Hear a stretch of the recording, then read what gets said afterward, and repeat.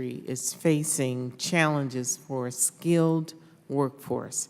Standards of education's barrier to entry, lack of collaborations between public and the private sector.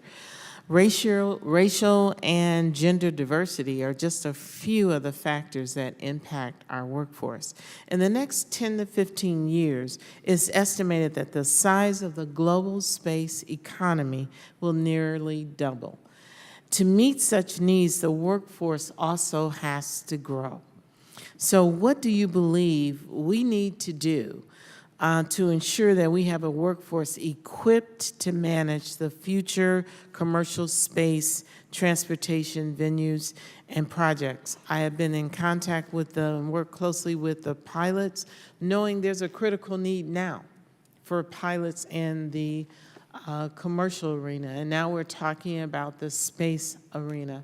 So please comment. I'll start with you, Captain.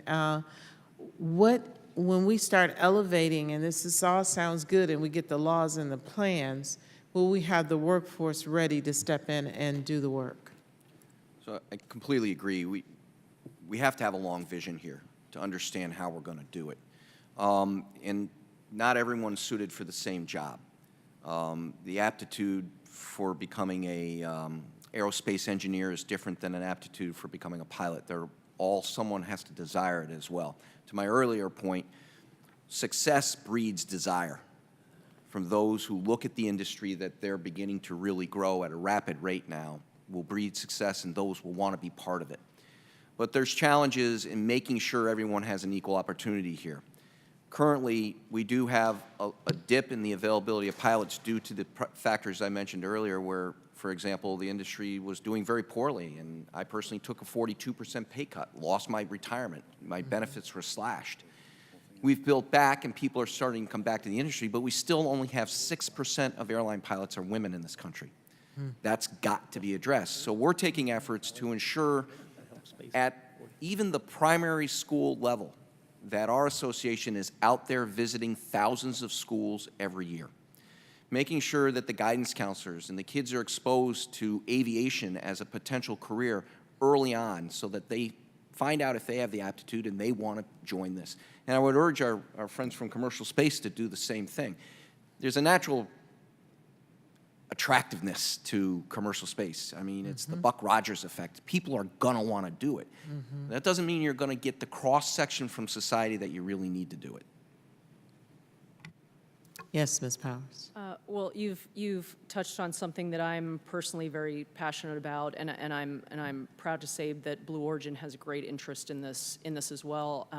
I was an engineer for a long time before I became a lawyer, so something that I have great interest in is making sure that I personally and Blue Origin as a company supports STEM efforts for young children in grade school and high school. We have a number of outreach efforts that many Blue employees are engaged in to make sure that young children and high school students have the opportunity to be exposed to science and technology and engineering, regardless of their gender, regardless of their race, regardless of their socioeconomic status.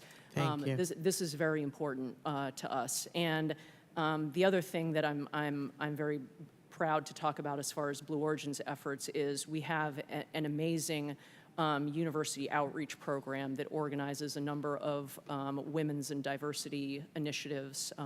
We have events on our campus in Seattle where we invite women of college age to come and interact with our engineers and learn about the work that we do at Blue and to support tech careers in technology and engineering, and we very proudly partner with some of the Michigan universities too.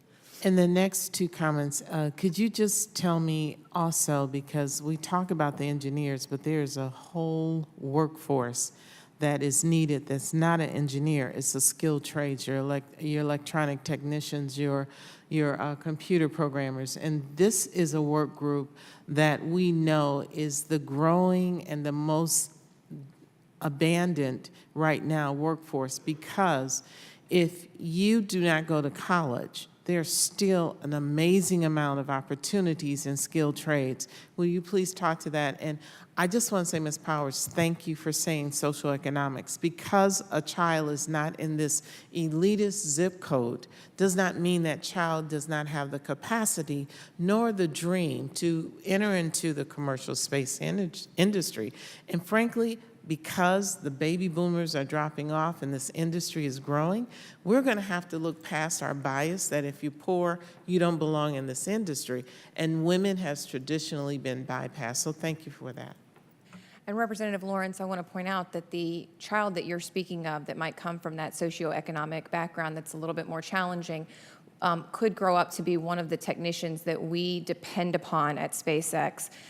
You know, very honored to be part of a 6,000 strong workforce that does include engineers, but that heavily relies on technicians that come from a whole host of backgrounds. So today that means that we hire folks that, you know, were working in the housing, house building industry, maybe that was the automotive industry, and we bring them in and we train them to work in aerospace because when we started building this company, there weren't exactly dozens and dozens of aerospace trained engineers and technicians who were looking to start at a new startup company that was wanting to be as innovative as SpaceX is. And so we are very honored to have those very important members of our team. I'm also honored to work for the president of our company, for Gwen Shotwell, who works tirelessly to promote women's engagement in the aerospace industry. And also honored to be part of various interest groups within the company. So while we work external to the company to promote these interests, we also have really good, strong support networks within our company that we understand are vital to maintaining that workforce internally and also to then promote our efforts externally. Thank you. Gentlelady yields back. While we have all of this expertise